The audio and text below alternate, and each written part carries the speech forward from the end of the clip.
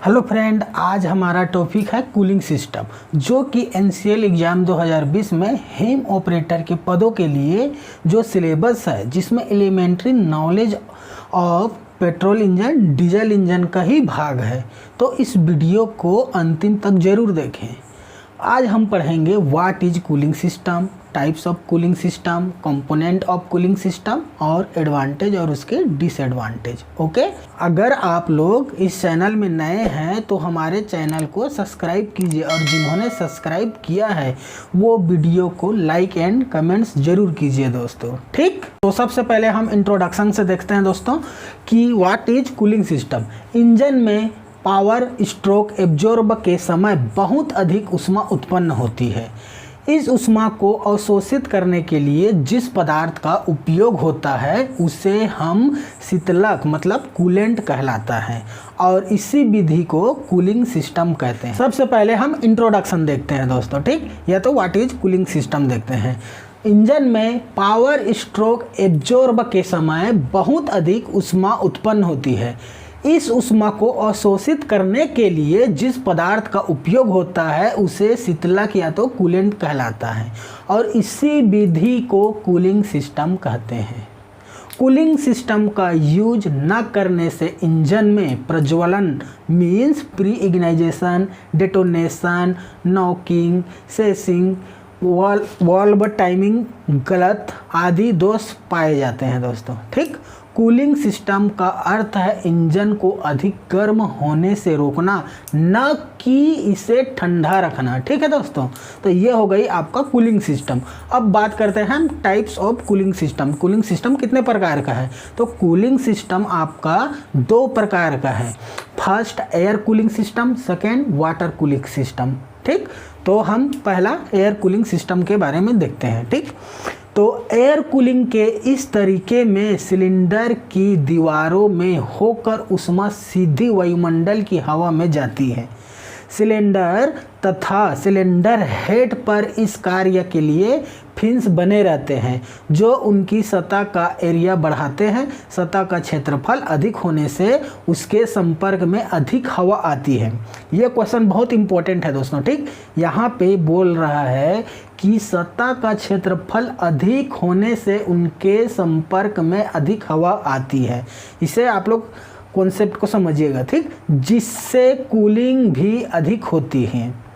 जो सिलेंडर तथा cylinder head में फिन होती है वो प्रति हॉर्स पावर पर सतह का क्षेत्रफल 1400 से 2400 सेंटीमीटर स्क्वायर होती है।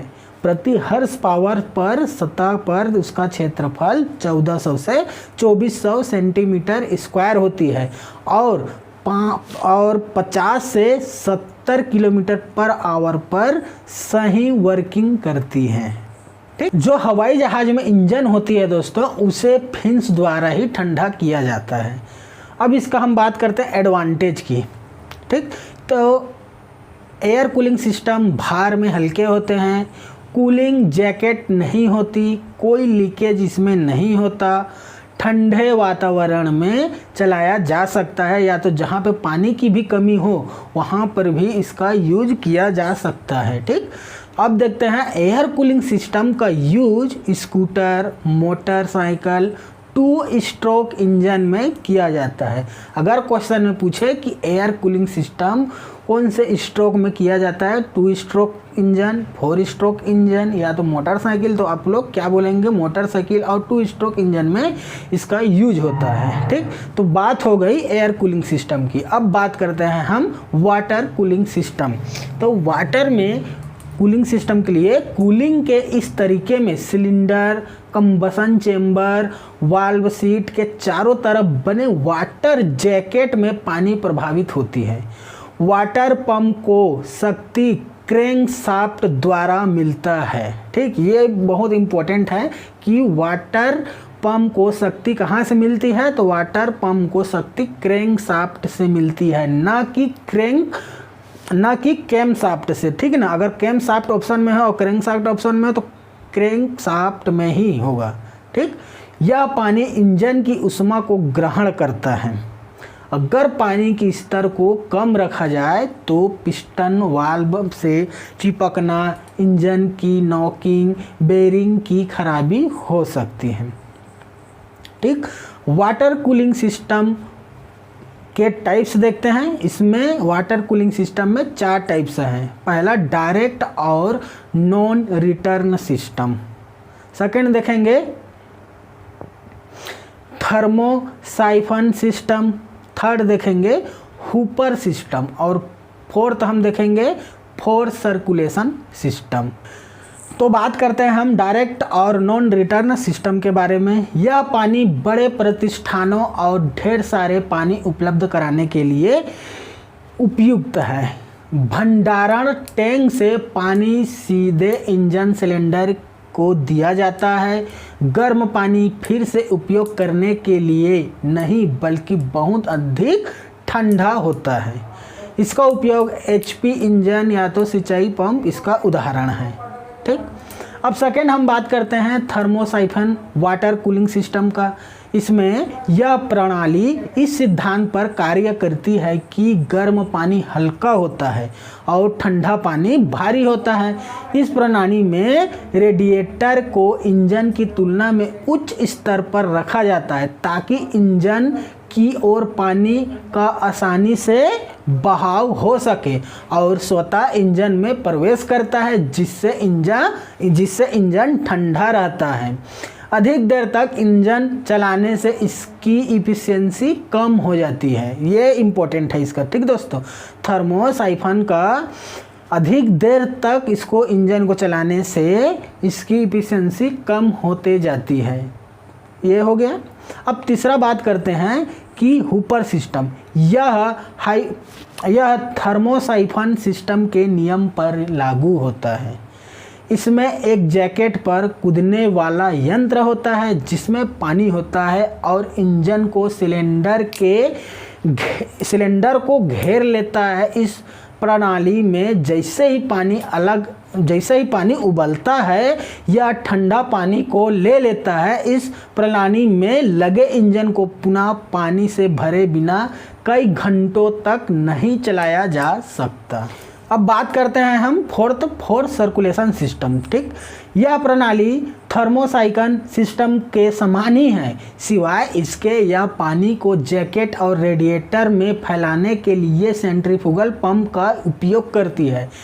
रेडिएटर के निचले हिस्से से सेंट्रीफ्यूगल पंप के माध्यम से पानी जैकेट में रहता है। जब परिसंचरण के बाद रेडिएटर में वापस आता है तो रेडिएशन के कारण इसकी गर्मी कम हो जाती है। ठीक, तो इसका प्रयोग कार, ट्रक, ट्रैक्टर ETC में यूज होता है। ये हो गया दोस्तों आपका वाटर कूलिंग सिस्टम के टाइप्स। अब बात करते हैं कूलिंग सिस्टम के कंपोनेंट के बारे में। ठीक, तो पहला आपका हम देखेंगे रेडिएटर। रेडिएटर का उद्देश्य इंजन से प्राप्त पानी को ठंडा करना है। रेडिएटर के 3 मुख्य भाग होते हैं, ऊपरी टैंक, निचला टैंक और तीसरा होता है आपका ट्यूब। इंजन से आता हुआ ऊपरी टैंक का गर्म पानी ट्यूबों के माध्यम से नीचे की ओर बहता गर्म पानी में रखी गर्मी के तांबों के पंखों को लगाया जाता है जो ट्यूब के आसपास होता है। ऊपरी टैंक से जुड़े एक ओवरफ्लो पाइप से अतिरिक्त पानी या भाप बाहर निकल सकती है। तो ये याद रखिएगा दोस्तों, ऊपरी टैंक से जुड़े एक ओवरफ्लो अलग से एक पाइप इसमें लगा रहता है। ठीक, रेडिएटर 3 प्रकार के होते हैं, गिल्ड ट्यूब रेडिएटर, दूसरा होता है ट्यूबलर रेडिएटर और तीसरा होता है सेल्युलर रेडिएटर। ठीक, इंजन को कार्य करने के लिए 70 डिग्री सेल्सियस से 90 डिग्री सेल्सियस तक का टेम्परेचर होना चाहिए। ठीक, रेडिएटर में। फिर उसके बाद सिलेंडर ब्लॉक में वाटर पंप होता है। रेडिएटर प्रेस केप में pressure valve and vacuum valve लगा रहता है। अगर रेडिएटर चोक हो जाए तो रिवर्स फ्लशिंग किया जाता है। ये याद रखिएगा दोस्तों, अगर रेडिएटर चोक होता है तो उसे हम किस तरह साफ करते हैं, तो उसे रिवर्स फ्लशिंग किया जाता है। ठीक। रेडिएटर प्रायः पीतल एवं तांबे के बनाए जाते हैं क्योंकि इन धातुओं का ऊष्मा सुचालक अधिक होता है तथा जंग नहीं लगती। रेडिएटर फैन को चलाने के लिए भी बेल्ट का प्रयोग किया जाता है। ठीक, तो आपका रेडिएटर हो गया। अब बात करते हैं दूसरा कंपोनेंट की, जो है थर्मोस्टेट वाल्व। ठीक, वाटर कूलिंग सिस्टम में पानी को नियंत्रित करने के लिए एक थर्मोस्टेट वाल्व लगाया जाता है जो कि वाटर आउटलेट में फिट रहता है।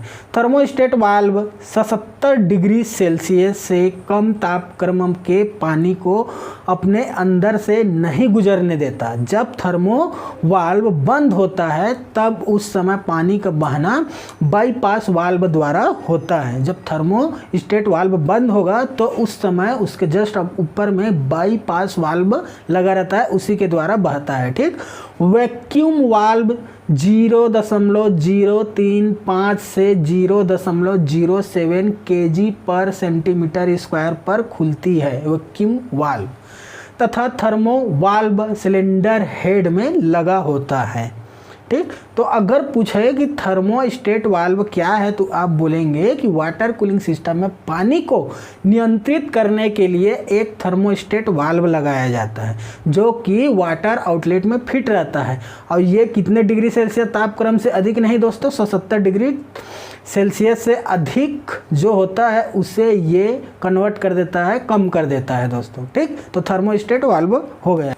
अब बात करते हैं हम वाटर जैकेट की। तो वाटर जैकेट में होकर सिलेंडर के चारों तरफ कूलिंग सिस्टम का पानी बहता है जो सिलेंडर हेड कंबसन चेंबर को कूलिंग करता है। ठीक दोस्तों, वाटर जैकेट। फिर देखते हैं हम टेम्परेचर इंडिकेटर। गाड़ियों में ड्राइवर के सामने इंस्ट्रूमेंट पैनल पर तापक्रम सूचक लगा रहता है जो जल के ताप को दर्शाता है, उसे हम टेम्परेचर गेज कहते हैं। अगर पूछे क्वेश्चन टेम्परेचर गेज क्या है तो टेम्परेचर गेज टेम्परेचर को इंडिकेट करता है दोस्तों। ठीक, अब बात करते हैं हम जमावरोधी मिश्रण मतलब एंटी फ्रीज मिक्सचर। इसमें हम कूलिंग सिस्टम में पानी का जमाव रोकने के लिए उसमें जमावरोधी मिश्रण का घोल एंटी फ्रीज मिक्सचर मिलाया जाता है दोस्तों। तो इसमें क्या क्या है पहला देखिए, wood alcohol, denatured alcohol, glycerine, एथेनिल ग्लेकोल, प्रोपिलीन ग्लेकोल और एल्कोहल तथा ग्लिसरीन का मिक्सर, और लास्ट आपका मेथेनॉल। ठीक दोस्तों, ये हो गई आपकी कूलिंग सिस्टम। आई होप इसे आप लोग अच्छे से समझ गए होंगे। अगर वीडियो अच्छा लगा हो दोस्तों तो लाइक ज़रूर कीजिएगा दोस्तों, और इसे शेयर भी कीजिएगा। जो हेम ऑपरेटर एग्ज़ाम की पेपर होगी दोस्तों, इससे ज़्यादा बाहर का नहीं पूछेगा, केवल बेसिक ही आपसे क्वेश्चन करेगा दोस्तों। ठीक, तो केवल इतना ही देख लीजिए, आपके लिए बहुत सफिशिएंट है, बहुत आपका उपयोग होगा।